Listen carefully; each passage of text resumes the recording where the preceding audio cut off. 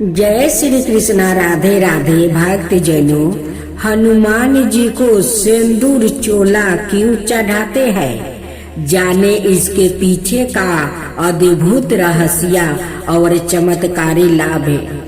हिंदू धर्म में हनुमान जी को संकट मोचन माना जाता है। वो एक ऐसे देवता है जो अपने भक्तों की पुकार बहुत जल्दी सुनते हैं।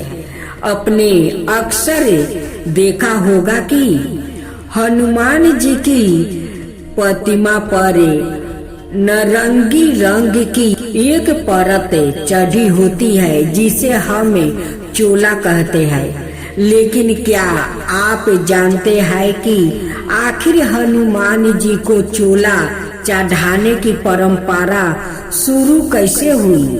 शास्त्रों के अनुसार इसका क्या मतलब है और इसे चढ़ाने से हमारे जीवन में क्या बदलाव आते हैं?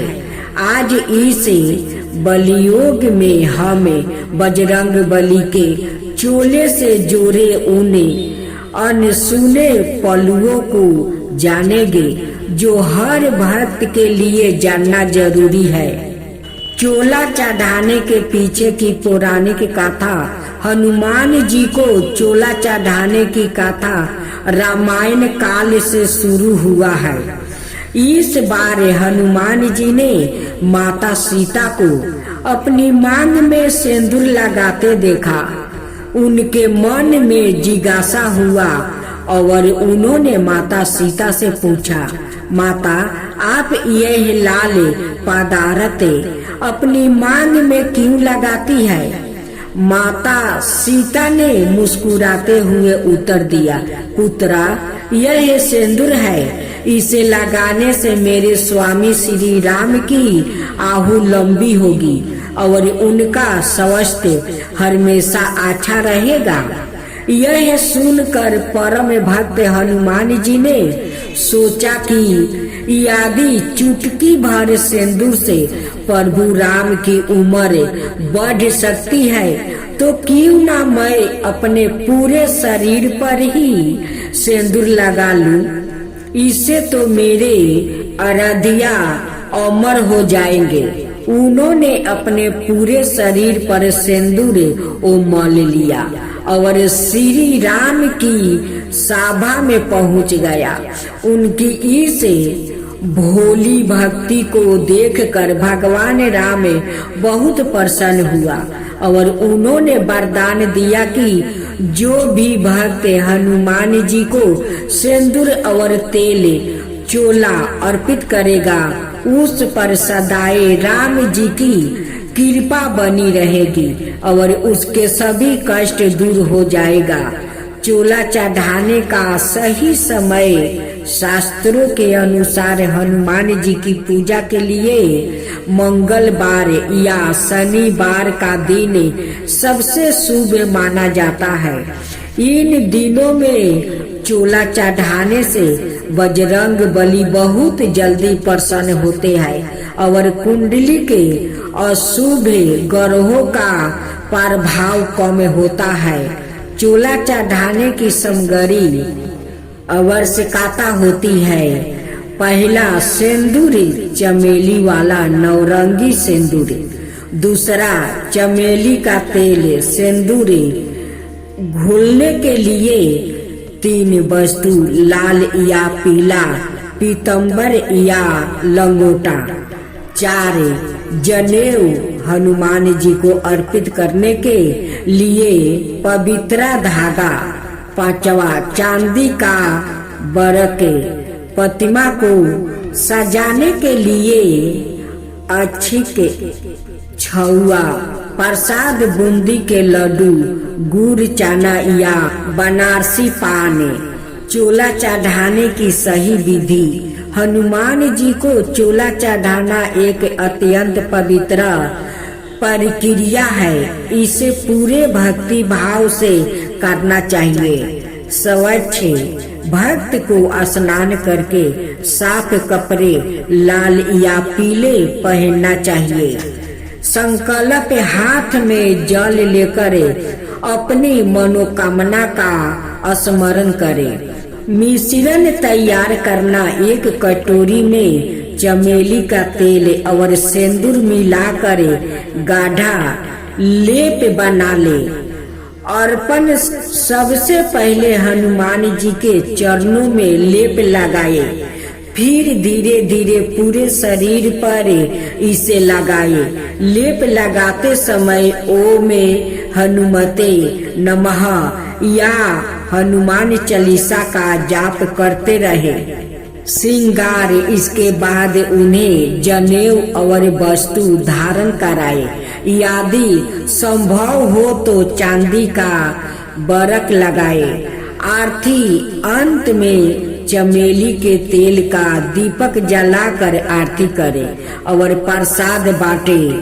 चोला चढ़ाने के चमत्कारी लाभ है।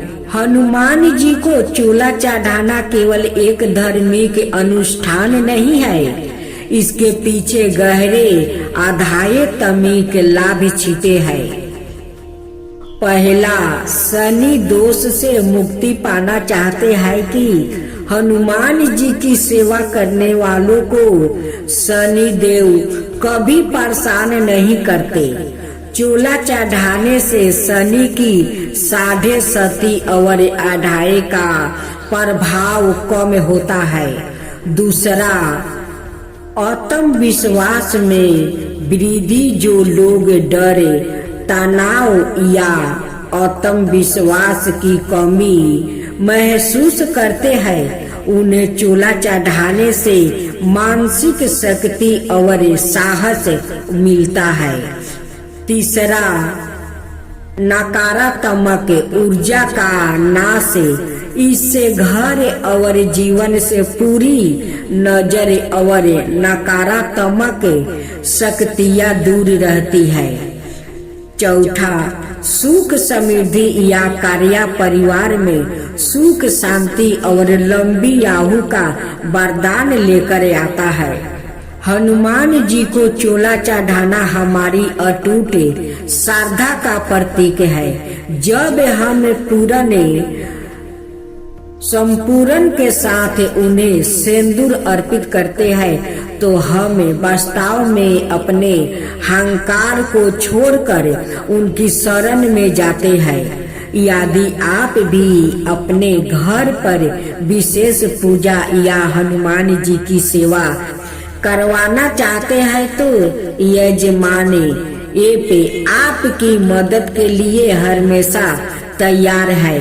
हम आपको अनुभवी पंडितों और सही विधि विधान के साथ आपकी भक्त यात्रा का सफल मानने में मदद करते हैं।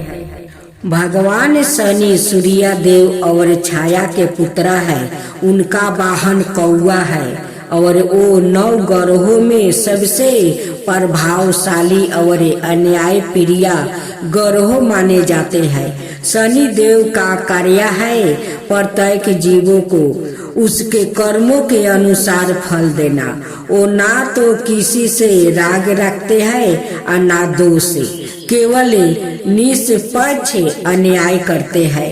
इसी कारण उन्हें अन्याय के देवता कहा जाता है कि जब शनि देव की दृष्टि पड़ती है तो व्यक्ति अपने कर्मों का पूरा फल भोगता है, अच्छा हो या बुरा हो। इसी कारण बहुत से लोग उनकी दृष्टि से भयभीत रहते हैं। हनुमान जी से शनि देव की भेंट। एक बार जब लंका दहन के बाद हनुमान जी प्रभु श्री राम के कार्य में रत थे, तब शनि देव ने सोचा सभी पर मेरी दृष्टि पड़ चुकी है पर हनुमान पर अब तक नहीं पड़ी। देखूं इन पर मेरी दृष्टि का क्या प्रभाव होता है। हनुमान जी उस समय प्रभु का नाम जप रहे थे। शनि देव ने आकर कहा, वानर राज, मेरी दृष्टि से कोई बच नहीं सकता। आज मैं तुम पर दृष्टि डालने आया हूँ। हनुमान जी मुस्कुराकर बोले, हे शनिदेव, मैं तो श्री राम का दास हूँ। जब तक प्रभु की आज्ञा न हो आप मेरी परीक्षा नहीं ले सकते। पर शनिदेव अरे रहे और बोले, मेरी दृष्टि से कोई नहीं बच सकता। तब हनुमान जी ने अपनी पूंछ लपेटी और उसे अपने शरीर के चारों ओर लपेट लिया। शनिदेव बीच में फंस गया। हनुमान जी ने अपनी पूंछ को इतना कस कर दबाया कि शनिदेव पीड़ा से वो चिल्ला उठे, हे बानर पुत्रा, छोड़ो, मुझे क्षमा करो। मैं समझ गया कि तुम पर कोई विपत्ति प्रभाव नहीं डाल सकती। हनुमान जी ने कहा, यदि तुम सच में क्षमा मांगते हो तो वचन दो कि जो भी मेरा नाम लेगा श्री राम का वचन करेगा और मुझे तेल और तिल अर्पित करेगा, उस पर तुम्हारी दृष्टि से कोई अनर्थ ना होगा। शनिदेव ने हर्ष से वचन दिया, ऐसा ही होगा पवन पुत्र, जो तुम्हारी पूजा करेगा मैं उस पर अपनी दृष्टि को शुभ बना दूंगा। तब से शनिदेव और हनुमान जी सदाए मित्र सहयोगी माने जाते हैं। इस कथा का संदेश है, कर्म सबर परी है। शनिदेव केवल हमारे कर्मों का परिणाम देते हैं, इसलिए किसी को दोष देने के बजाय अपने कर्म सुधारना चाहिए। भक्ति से विपत्ति दूर होता है।